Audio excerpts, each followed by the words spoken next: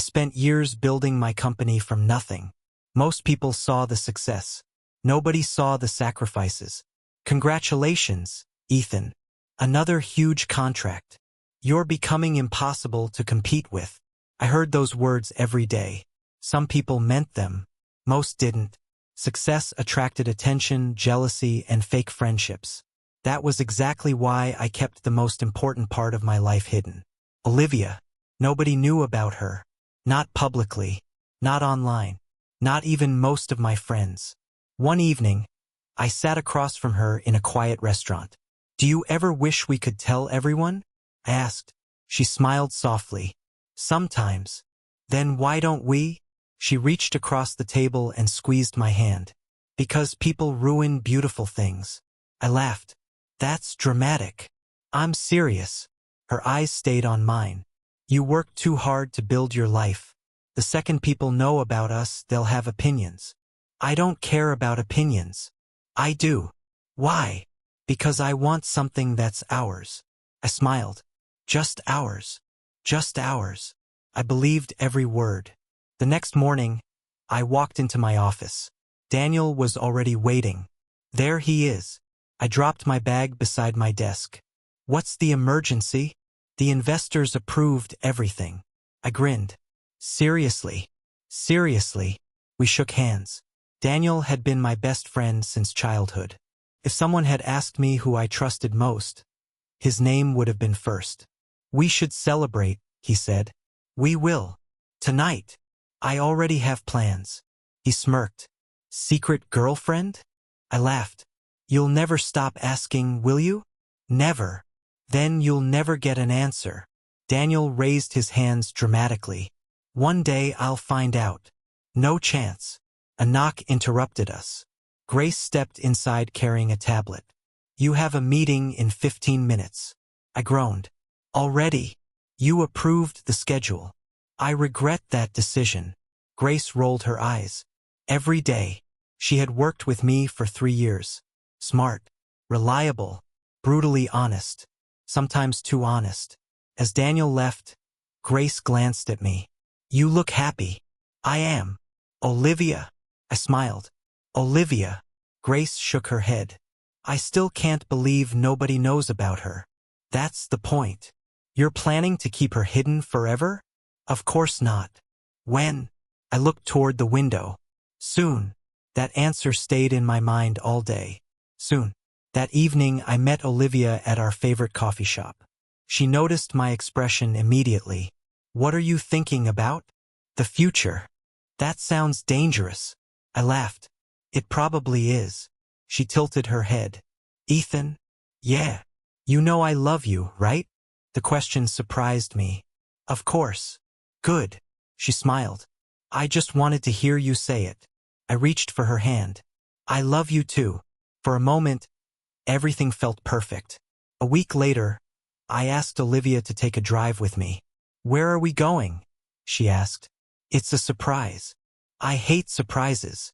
"No, you don't." "You're right." The sun was beginning to set when we arrived at a quiet lake outside the city.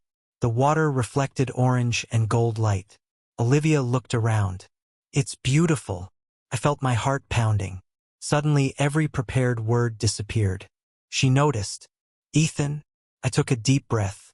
Then I reached into my pocket. Her eyes widened. "Oh my God." I dropped to one knee. "Olivia Hayes, you've been my peace in a world full of noise." Her hands covered her mouth. "I love you more than I ever thought possible." Tears filled her eyes. "I don't care what happens tomorrow." I opened the ring box. "I just know I want every tomorrow to be with you." A tear rolled down her cheek. "Will you marry me?" For 1 second, the entire world felt silent. Then she nodded. "Yes." Another tear fell. "Yes, Ethan." I stood up. She threw her arms around me. "I love you," she whispered. "I love you too. Forever. Forever." As I slipped the ring onto her finger, happiness filled every part of me. I held her hand beside the lake and watched the sunset. I truly believed my future had finally begun. I had no idea it was actually the beginning of my destruction. 3 months passed after my engagement to Olivia. For everyone else, life looked perfect. For me, it mostly felt perfect too. Mostly. The first strange moment happened during dinner. Olivia's phone vibrated beside her plate. She immediately picked it up and turned the screen away from me. I smiled. Secret mission? She laughed nervously. Nothing important. Then why are you hiding it? I'm not. You literally turned the screen away. You're imagining things. I let it go. At the time, it felt harmless. A few days later, we planned a weekend trip. I had booked everything. Then she called me. I'm sorry. What happened? I can't come. Why? Family stuff. What kind of family stuff? It's complicated. When will I see you? Soon. Her answer felt strangely distant. Still, I didn't push. I trusted her. A week later, I walked into my office and found Daniel staring at financial reports. You look miserable. He laughed. I feel miserable. Long night. The longest. I sat across from him. You need a vacation. You need one more. I just got engaged. Exactly. I smiled. Olivia says the same thing. The moment her name left my mouth, his expression changed. Only for a second. But I noticed. You okay? Yeah. You looked uncomfortable. I didn't.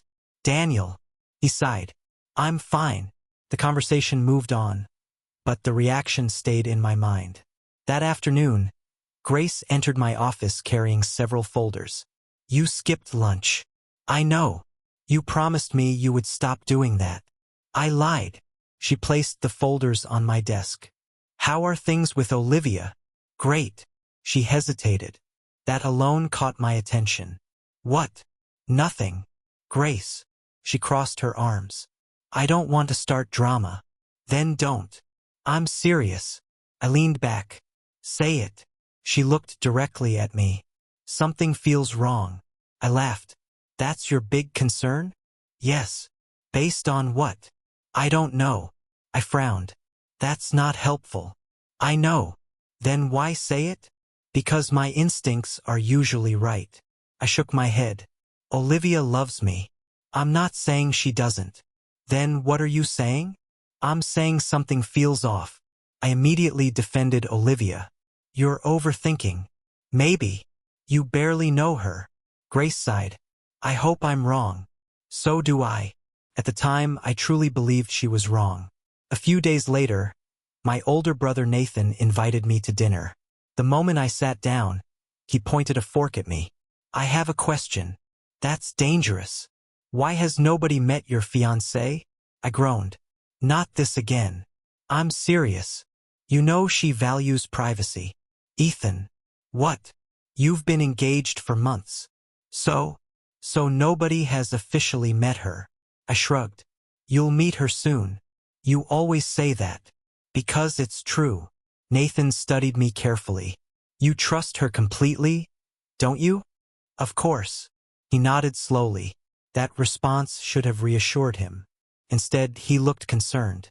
The weeks that followed brought more small moments. Nothing dramatic. Nothing undeniable. Just little inconsistencies. Olivia started ending conversations when I entered rooms. She became protective of her phone. Plans changed unexpectedly. Explanations felt shorter. Answers felt rehearsed. Each incident seemed insignificant alone. Together, they formed a shadow I couldn't ignore. One evening, I arrived at Olivia's apartment earlier than expected. The door wasn't fully closed. As I stepped inside, I heard her voice from another room. Soft, careful, whispering. I stopped walking. Everything is under control, she said. My stomach tightened. Pause followed. Then I heard words that immediately froze me. I'll handle Ethan. Just trust me. Silence filled the room. Couldn't breathe. Handle me? Trust her about what? Before I could think further, the floor creaked beneath my foot. The conversation stopped instantly. A second later, Olivia appeared in the hallway. Her eyes widened. Ethan. I forced a smile. Hey! She quickly lowered her phone. When did you get here? Just now. For a moment, neither of us spoke. Then I asked quietly, "Who were you talking to?" Her answer came too quickly. "My sister." "What were you discussing?" She slipped the phone into her pocket. "Nothing important." The subject changed immediately. Normally, I would have accepted that. Normally, I would have believed her.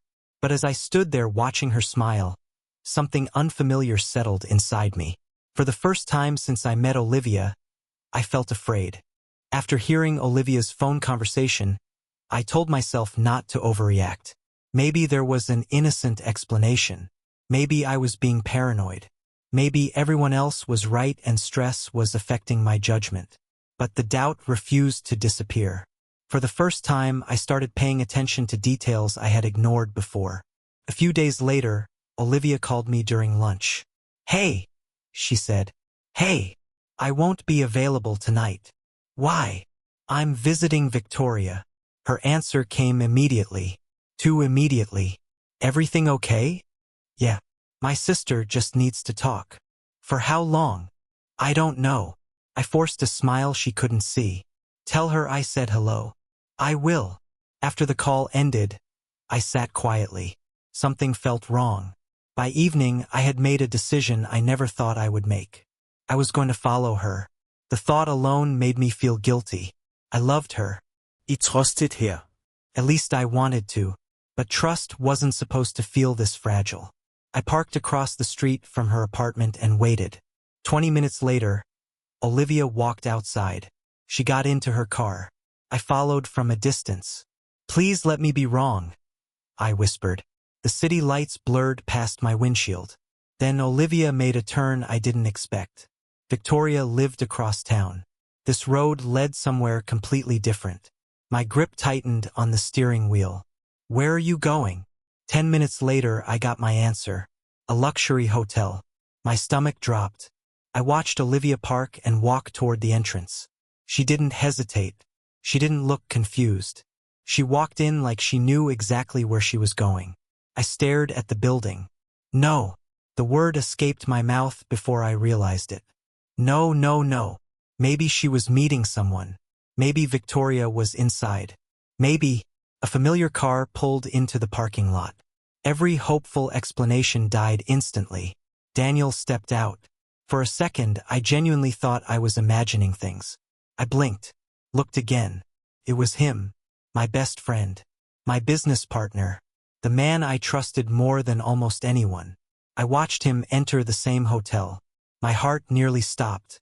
I couldn't move, couldn't think, couldn't breathe properly. Questions crashed through my mind. Why were they here? Why together? Why had they lied? I checked my phone. No messages. No explanations. Nothing. Minutes became an hour. An hour became 2.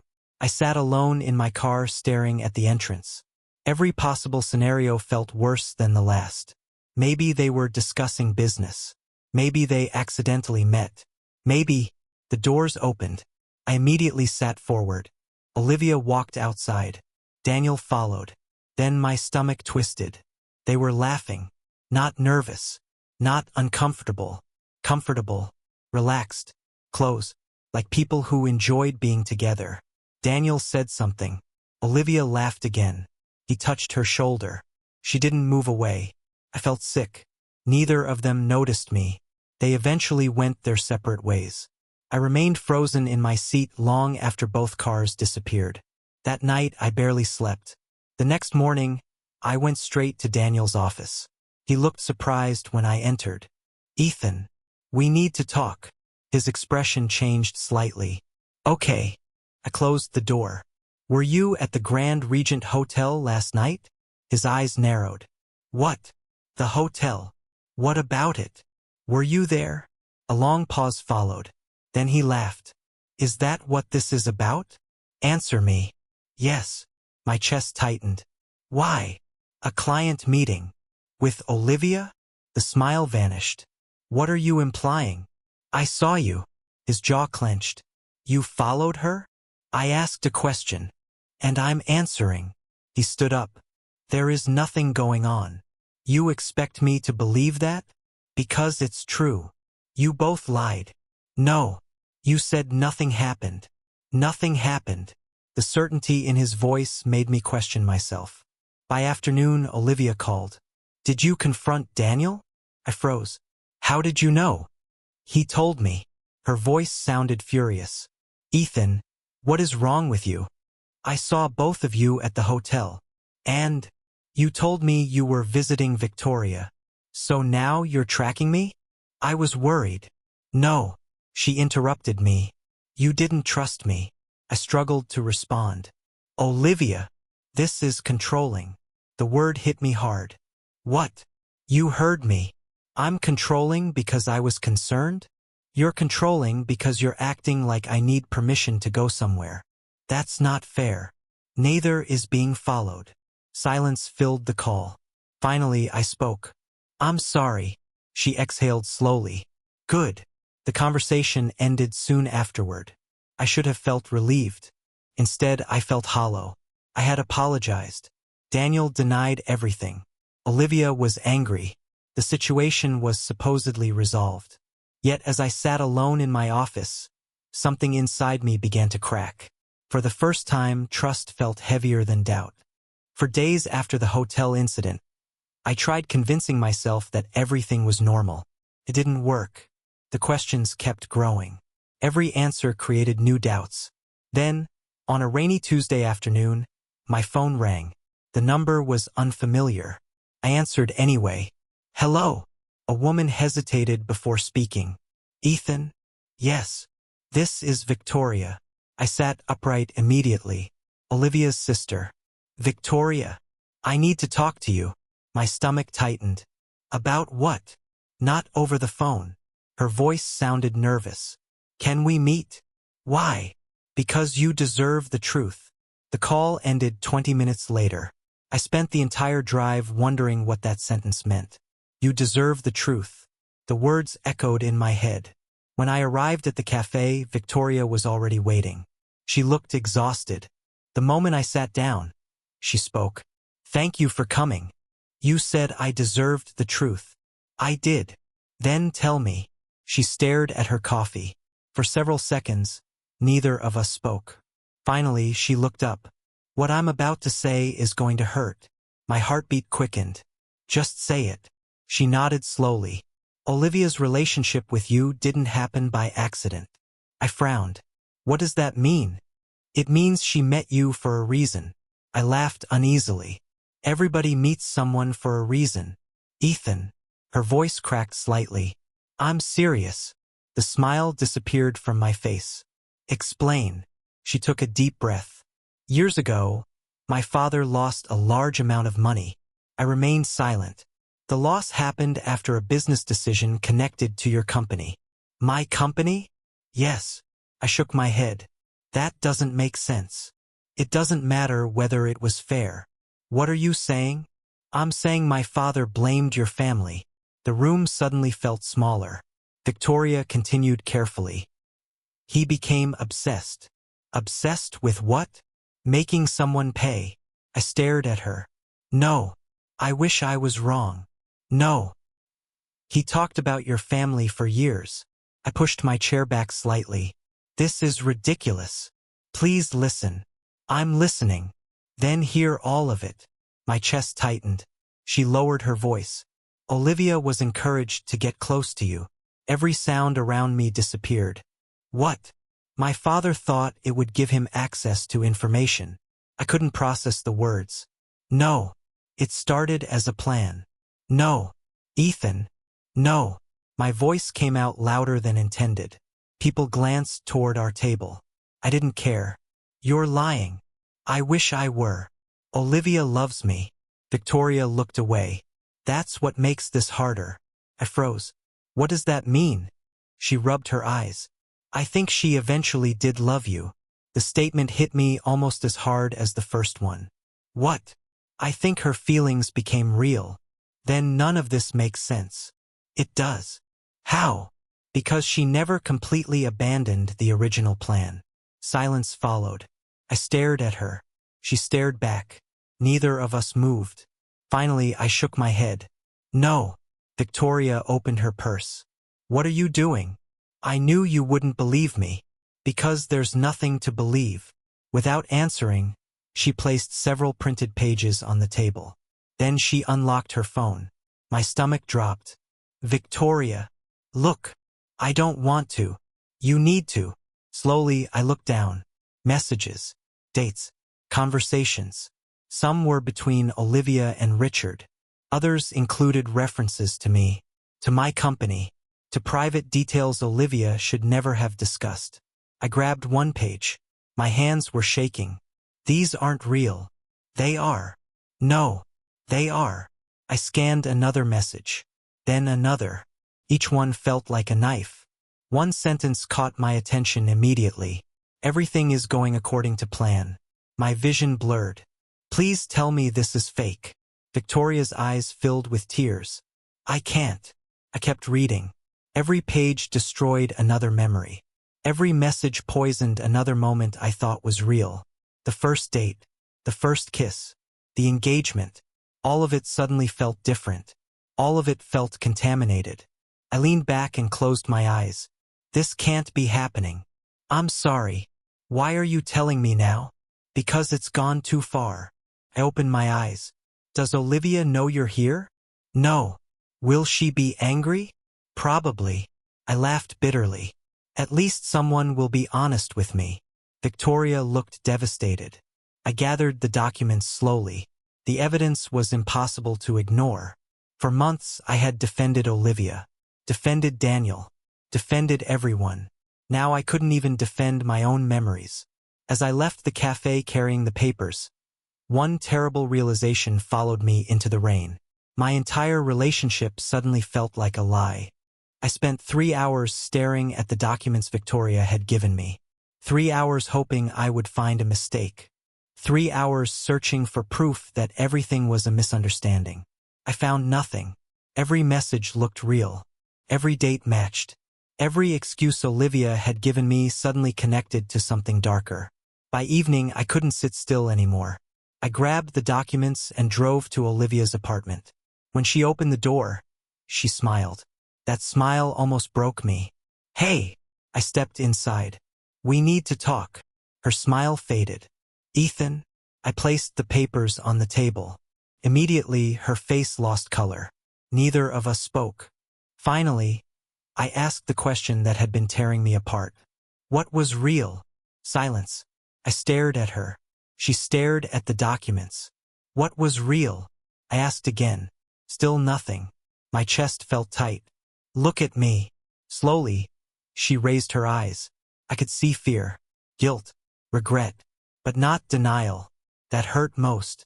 What part of us was real? The silence that followed felt unbearable. I would have preferred a lie, an excuse, anything. Instead, she just stood there. My voice cracked. Say something. She opened her mouth, then closed it again. The silence hurt more than any answer. Finally, I laughed bitterly. That's it, isn't it? Ethan. No. I shook my head. Don't say my name like that. Tears filled her eyes. I never wanted this. Then what did you want? She looked away. I slammed my hand onto the table. What did you want? The sound echoed through the apartment. She flinched. So it was true? I asked. The question barely sounded human coming out of my mouth. She closed her eyes. Then she nodded. A single movement. That was all it took. Everything shattered. The beginning was planned, she whispered. I felt my knees weaken. For months I had feared hearing those words. Now they were real. The beginning was planned. Not fate. Not coincidence. Not love. Plan. I stared at her. I was a target. No. Then what was I? She didn't answer. What was I? You became more than that. The words made me angry. More than that. Tears rolled down my face. Do you hear yourself? Ethan, please. Don't. I loved you. I laughed. The sound felt broken. Loved me? Yes. After spying on me? It wasn't like that. Then explain it. She couldn't. I already knew why. Because there was no explanation that could fix this. Every memory suddenly felt poisoned. Our first date. The night she told me she loved me. The future we planned together. The engagement. Everything felt fake. Everything felt contaminated. I looked around the apartment. Photos, gifts, memories, lies, all of them. When did you start loving me? I asked quietly. She wiped her eyes. I don't know. That's not an answer. I didn't mean for it to happen. I laughed again. Neither of us believed that mattered anymore. I picked up one of the framed photos from the shelf. We were smiling, happy, innocent. At least I had been. Was this real? I asked. She couldn't answer. I pointed to another photo. What about this? Nothing. I grabbed another. And this? Still silence. Each unanswered question felt like another funeral. Finally, I set the frame down. My hands were shaking. You let me propose. Her eyes filled with tears again. Ethan, you let me believe we were forever. I thought we could be. The words cut deeper than any knife. You thought. I'm sorry. I shook my head. No, I am. No, you're sorry because I found out. She couldn't argue. That was answer enough. The room felt smaller every second. Breathing felt impossible. I grabbed my jacket. Ethan, wait. I moved toward the door. Please. I stopped briefly. Not because I wanted to, because part of me still loved her. That was the cruelest part. Even after everything, I still loved her. I would have done anything for you. My voice barely worked. I know. That's what destroys me. Then I walked away. She called my name. I didn't turn around. I got into my car and drove. Hours passed. I had no destination, no plan, no idea where I was going. The city lights blurred together. At some point, tears completely took over. I cried harder than I ever had in my life. For her, for myself, for the future that no longer existed, for the man I had been before tonight. By midnight, I found myself parked beside a river. The world was silent. I reached into my pocket. The engagement ring was still there. For a long time I stared at it, the symbol of every promise, every dream, every lie. My hand trembled. I loved you. The words disappeared into the darkness. Then I pulled back my arm and threw the ring into the river. I watched it vanish beneath the water. And with it, something inside me died too. 3 months passed after the night I threw the ring into the river. I stopped answering calls. I ignored messages. I avoided friends. Most days, I barely left my apartment. The pain didn't disappear. It simply became quieter. My company suffered because of it. Projects stalled. Meetings were canceled. Investors started asking questions. One morning, Grace walked into my office without knocking. I barely looked up. You missed another meeting. I know. You ignored 6 emails. I know. You haven't signed the contracts. I know. She dropped a stack of papers onto my desk. The sound made me flinch. Then do something. I stared at the papers. I can't. Yes, you can. No. Her voice hardened. Ethan, this has to stop. I laughed bitterly. Easy for you to say. No. She shook her head. It's not. I looked away. For a moment, neither of us spoke. Then she said quietly, she betrayed you. I closed my eyes. I know. But you're helping destroy yourself. That hurt because it was true. Grace moved closer. You built this company. I don't care anymore. That's a lie. I wanted to argue. Couldn't. Before leaving, she stopped at the door. You survived the betrayal. Her eyes locked onto mine. Now survive what comes after it. The words stayed with me. A week later, Nathan appeared at my apartment. I opened the door. What are you doing here? Saving you. I'm not in danger. He looked around. Dishes everywhere. I sighed. Don't start. Then give me a reason not to. I sat down heavily. Nathan sat across from me. You know what makes me angry? What? You still think this is only about Olivia? It is. No. His voice sharpened. It's about you. I frowned. What does that mean? It means you're letting one person's betrayal decide the rest of your life. I looked away. Maybe she already did. Nathan shook his head. Only if you let her. For the first time in months, I actually listened. 2 days later, Grace entered my office again. This time she brought someone with her. A woman carrying a notebook. "Who is this?" I asked. The woman extended her hand. "Sophia Reed." I shook it cautiously. "Nice to meet you. I wish we were meeting under better circumstances." I frowned. "What circumstances?" Sophia sat down. "I've been investigating Richard Hayes." My stomach tightened immediately. "I don't care about him." "You should." I leaned back. "Why?" "Because I think he's involved in financial crimes." I almost laughed. "That's not my problem." "It might be." She opened her notebook.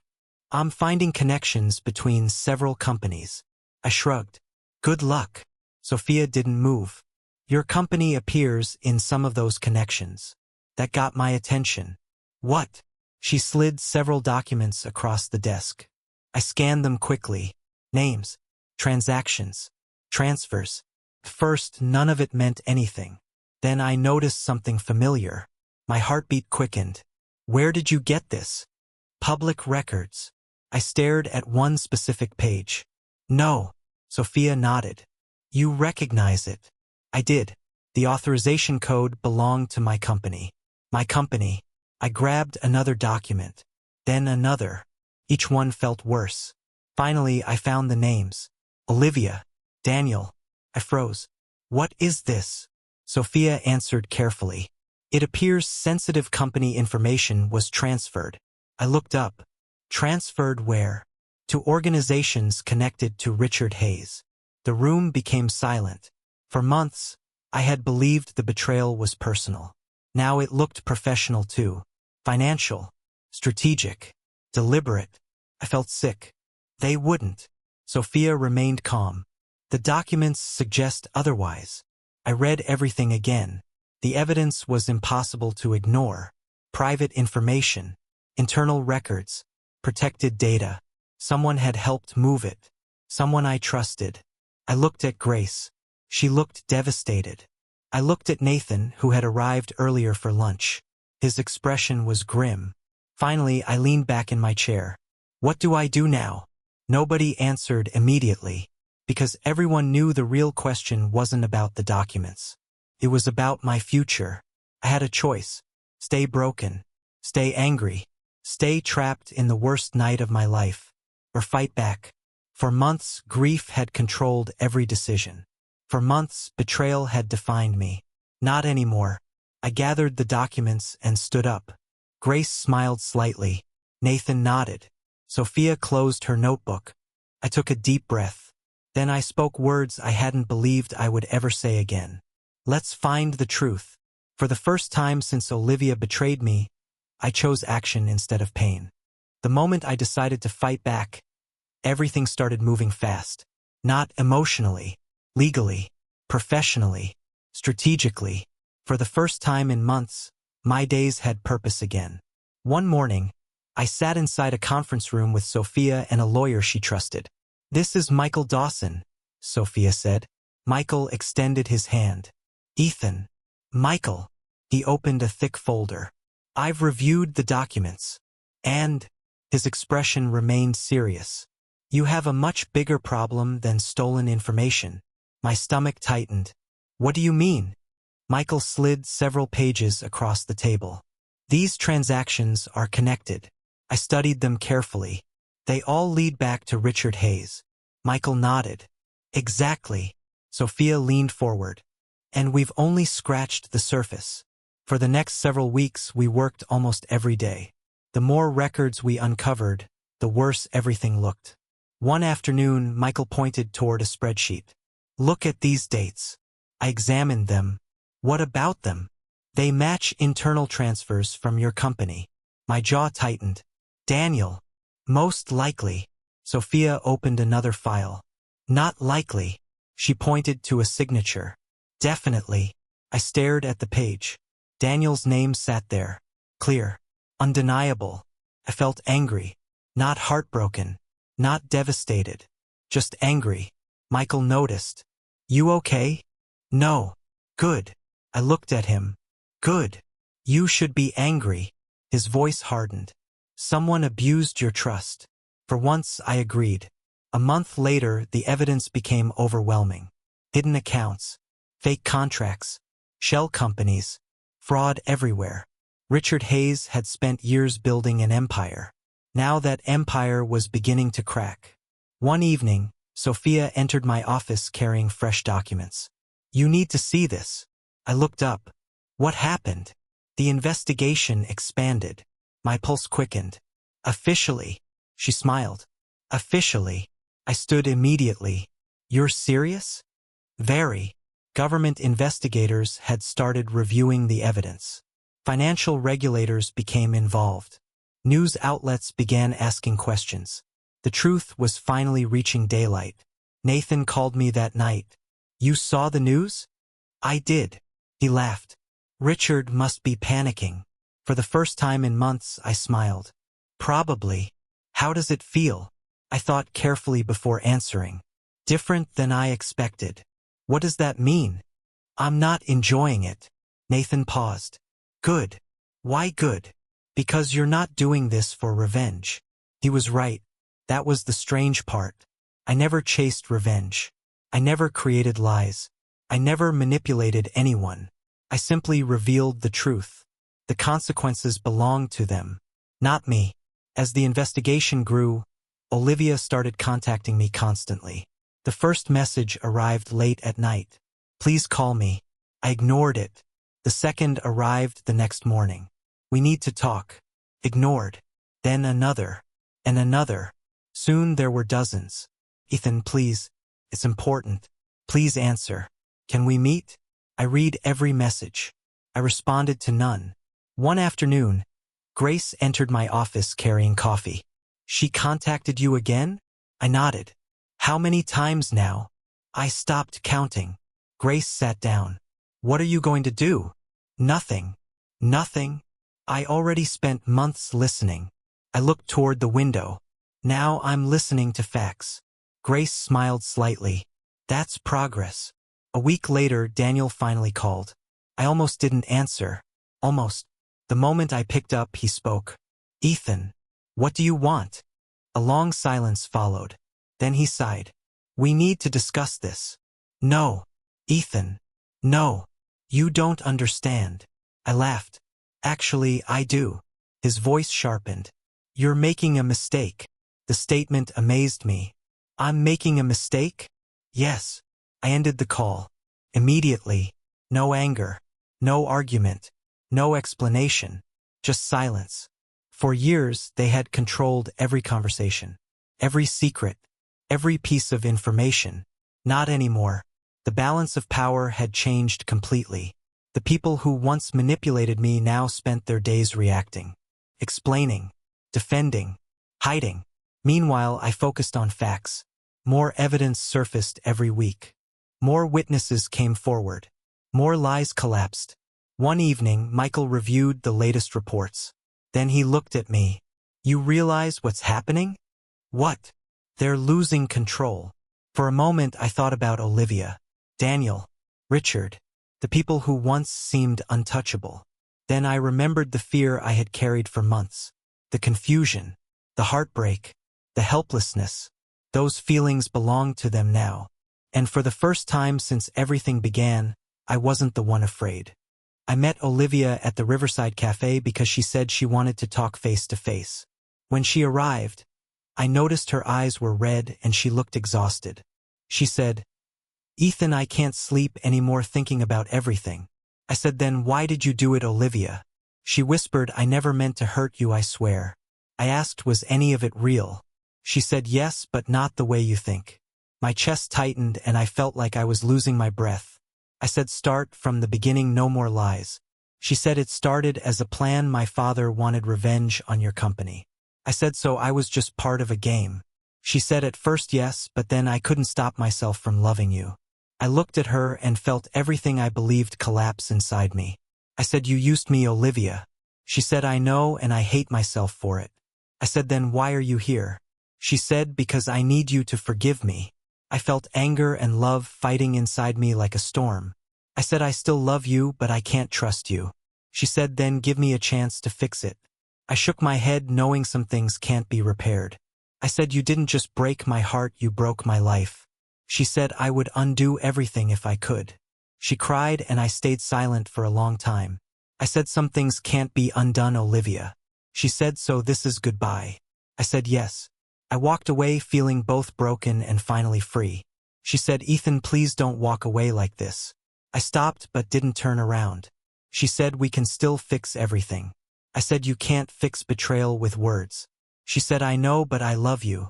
I closed my eyes, feeling the weight of everything she said. I said, love alone is not enough anymore. She said, then tell me what is enough. I said, truth, and you gave me lies. She said, I was afraid of losing you. I felt my anger fading into something empty. I said, we are done, Olivia. She said, please don't say that. I said, I already did. I finally turned and looked at her one last time. She said, I really loved you, Ethan. I said, I know, but it came too late. I walked away, leaving her behind in silence. I did not look back even once. But as I walked, I felt something new inside me. Not pain, not love, just clarity. I whispered, maybe this is how it ends. She called my name again from behind me. I did not answer, but I felt my heart finally stop fighting. For years I had begged for truth, and now I had it, and everything I survived. I reached the end of the bridge near the river. I stood there staring at the water for a long time. I said quietly, I am done being broken. No more waiting, no more pain. I felt the wind hit my face like a final answer. I closed my eyes and thought of everything I lost and everything I survived. I opened my eyes again and felt strangely calm. This is what becoming stronger feels like, I said. I turned away from the river and started walking forward. Not toward her, not toward the past, only forward. And for the first time, I did not feel lost. I whispered goodbye, Olivia, not with anger but peace. The name no longer broke me. I kept walking until the city lights faded behind me. And I realized I was finally becoming someone new. Not the man she betrayed, but the man I chose to be. I said softly, this is how I survive. No one controls my story anymore. I walked alone, but for the first time I felt strong. And I knew the night had not ended me, it had remade me. Every step forward felt like reclaiming my life. I did not look back because I no longer needed to. I am free. The investigation finally ended on a cold morning. Michael called me and said, it's done, Ethan, everything has been reviewed. I asked, what does that mean? He said, Richard Hayes has been officially charged and his company is collapsing. I stayed quiet for a moment, then said, so it's over. He replied for him, yes. I leaned back in my chair and felt nothing at first, just emptiness. Then Grace walked in and said, you saw the news. I nodded and she said, Daniel's name is all over the reports. I said, I didn't want it to go this far. She said, truth always goes far. Nathan called later and said, you finally got your justice. I said, this doesn't feel like justice. He replied, because you're not the same person who wanted revenge. I closed my eyes and said, I don't even know what I want anymore. He said, maybe that's the point. Days later, I met Michael again, and he said Daniel has lost everything: his job, his reputation, his influence. I asked, did he fight it? Michael shook his head and said not much, he couldn't. I sat there and said I never wanted to destroy him. Michael replied, you didn't destroy him, the truth did. Those words stayed with me longer than anything else. Olivia's situation was different. Grace told me she has cut off from everyone, no friends, no family calls answered. I said, is she okay? Grace hesitated and said, she's alone, Ethan. I didn't respond because part of me already knew that would happen. Nathan said, you still care? I said, I don't know anymore.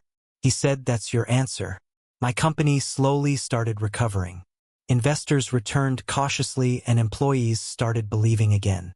Grace said, you're actually smiling again. I said, am I? She said, a little. I said, I don't feel angry anymore. She nodded and said, that's new. I realized she was right. The anger that once controlled me was fading into silence. One evening I sat alone in my office and looked at the city outside the window. I said softly, I thought revenge would fix everything. But it didn't. It just kept me tied to the past. I heard Nathan's voice in my memory saying, don't let her betrayal decide your future. I finally understood what he meant. Michael visited again and said the case is closed completely now. I asked, and Richard? He said, prison. I didn't react the way I expected. No satisfaction, just calm acceptance. I said, strange, I thought I'd feel more. He said, you feel less because you're finally free from it. Later that night, Grace brought me an old box from my apartment.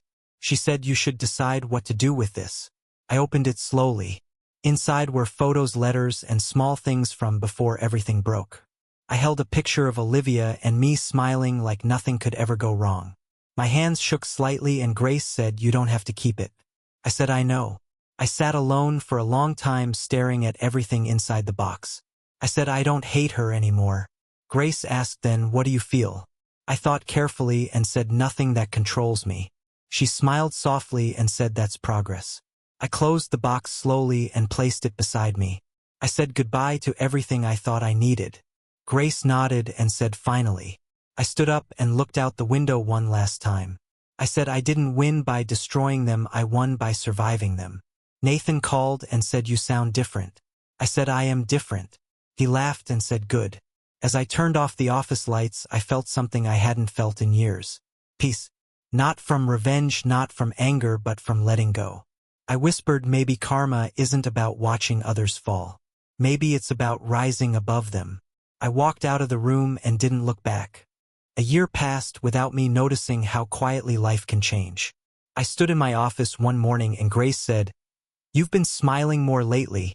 I replied, I guess I have. She asked, does it still hurt?